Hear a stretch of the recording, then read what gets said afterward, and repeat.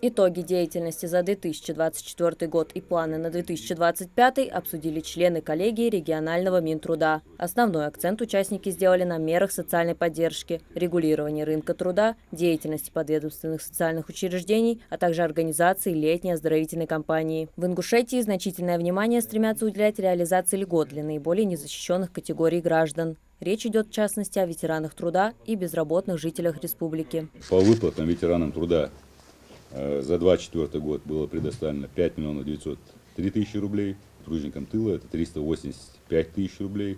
Доплаты к пенсиям госслужащих составили 170 миллионов 350 тысяч рублей. Расходы на погребение составили 3 миллиона 820 тысяч рублей. Компенсационные выплаты реабилитированных граждан на бесплатный проезд туда-обратно раз в год железнодорожный транспорт составили почти 8,5 миллионов рублей. Социальные выплаты безработным гражданам составили 1 миллиард 96 миллионов рублей.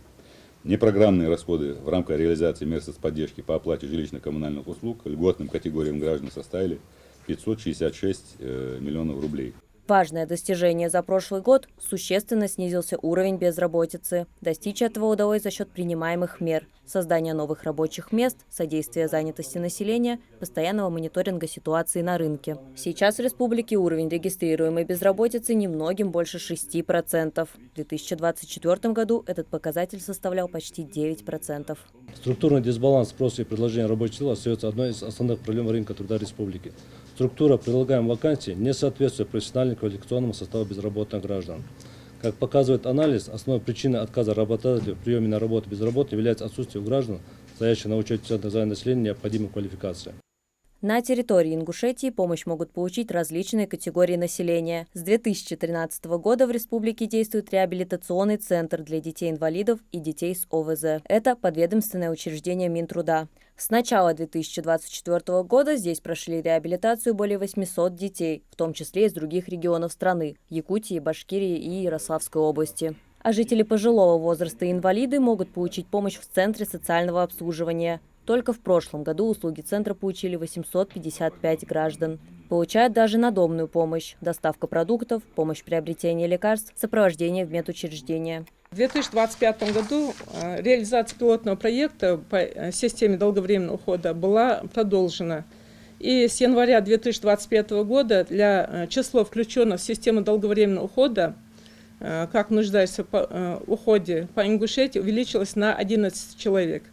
И в настоящее время составляет включенных по Республике Ингушетия всего 228 человек нуждающихся. Отдельное внимание Минтруд уделяет повышению качества жизни граждан старшего поколения. Весной прошлого года в Ингушетии открыли новый корпус Дома ветеранов в селе Сурхахи, еще на 50 мест. На эти цели направили порядка 300 миллионов рублей. А в этом году по инициативе главы Ингушетии планируется реконструкция первого здания, которое было построено еще 32 года назад. Также участники совещания подвели итоги по реализации мероприятий, направленных на оказание соцпомощи на основании соцконтракта, и озвучили планы на этот год. Поиск работы — первое мероприятие.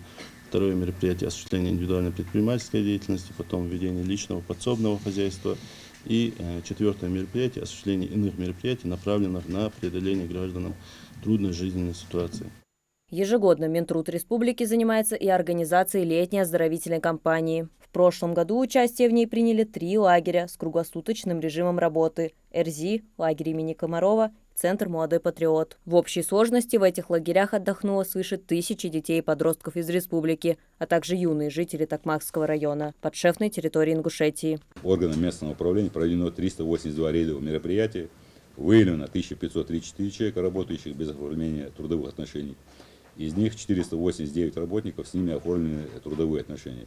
Важнейшей задачей на сегодняшний день остается поддержка участников СВО и членов их семей. Речь идет в частности об обеспечении социальными выплатами, реализации льгот и мер социальной поддержки и помощи в трудоустройстве. Центры занятости населения оказывают этой категории меры поддержки, не только помогая с работой, но и обеспечивая выплату пособий по безработице. С учетом того, что этот год у нас является юбилейным, 80-летие победы в Великой Отечественной войны, просьба.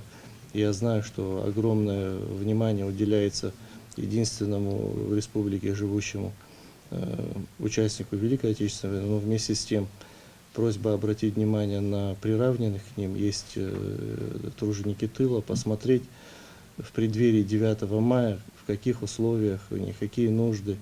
Если есть возможность, привлечь какие-то волонтерские организации, посмотреть, что им нужно. Работа Минтруда имеет важное значение для обеспечения социальной стабильности в республике. Эффективное выполнение задач, поставленных перед министерством, напрямую влияет на качество жизни населения Ингушетии.